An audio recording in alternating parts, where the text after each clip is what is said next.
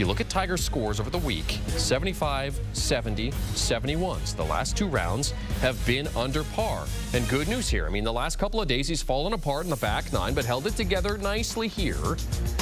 Did have some struggles with his opening couple of holes, but Tiger found his way. Driving distance, good average, 306. Longest drive, 370. And so far, 14 birdies, 12 bogeys. It's Tiger's even through 3 rounds at the Hero World Challenge. So let's discuss this 3rd round with First Cut Podcast contributor Patrick McDonald. Patrick, we've seen Tiger fall apart on the back 9 in the first 2 rounds, but he seemed to have it figured out today. Went even in terms of the back 9. The front 9 seemed to be where his problems were. So what's your overall assessment of what you saw from Tiger today? It was more encouraging signs, Jeremy, because you think about Tiger Woods. Yes, he got off to that slow start, but he really found his feel in that middle portion of the front 9, rattling off 4 birdies in a 7-hole stretch. And he finally took advantage of the easy holes. Across the first 2 days, he wasn't scoring on the par 5s. He was 1 over on those holes the first 2 days. He made birdie on all 3 of the par 5s on the front 9. In the back 9, it's just a difficult part of the golf course. He was unable to take advantage of a wedge opportunity on 11. Compounded errors with ended up making a bogey there, but he did have that nice up and down on 14, the short par 4, to make a birdie. So it was really just another encouraging day for Tiger Woods. He has 14 birdies on the week, 12 bogeys, like you said. And when you see volatility like that, you know a player is pretty close. He just has to clean up a few small mistakes. Mentally, he probably needs to get a little bit sharper, but it's Tiger Woods. Over the last couple of decades, he's been the best player mentally, and I'm sure he will return to that form soon. Yeah, I don't know if there's a more mentally ruthless athlete out there than Tiger Woods in terms of getting his mental game in order. So when you look at the body of work so far at the Hero World Challenge, what are your expectations for Sunday?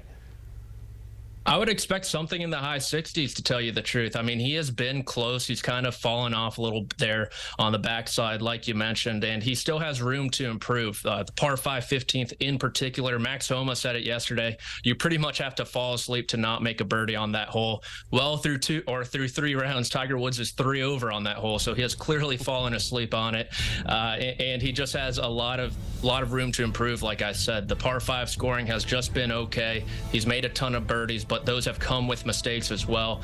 And so the final day, I think something in the high 60s, maybe even the mid 60s is possible, because the ankle looks good. Physically, he looks great. He said his activation in the gym in the morning has been stellar. So if Tiger's activated, something in the 60s is possible. He's not going to win this event. He's 17 shots back in the lead here. But, I mean, let's forget winning the event. How big of a win is it for Tiger just to get through an event, relatively pain-free at this point, and playing some decent golf?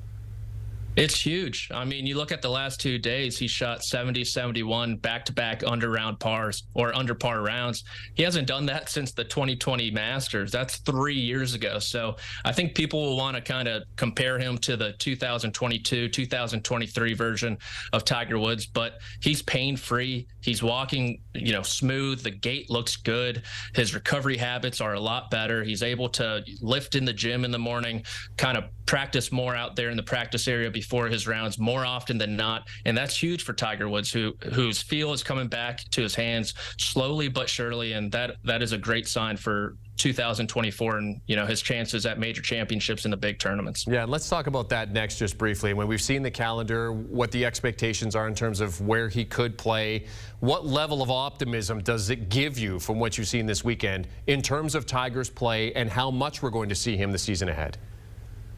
I think you got to take him for his word. I think something around 6 will be a really good 2024 schedule for Tiger Woods. He said once a month, but I don't really think that means all 12 months, right? I think that means starting in February there at Riviera, that tournament that he hosts, going to the Players' Championship, or even maybe the Arnold Palmer Invitational the week before. He'll probably have to decide between one of those two, and then the 4 major championships. I think that would be a great schedule for Tiger Woods. This is a guy who has only played in 5 tournaments since 2021, so he's more than doubling that in 2024, so that is a big win in our book. And we love to see it. Cover 3 podcast contributor Patrick McDonald discussing the 3rd round for Tiger Woods at the Hero World Challenge in the Bahamas. Thank you very much, Patrick. Scotty Scheffler, by the way, has a 5-shot lead over Matt Fitzpatrick as they go into that final round. They're discussing Tiger's round and all things golf over on the First Cut podcast, which, as mentioned, Patrick McDonald is a contributor.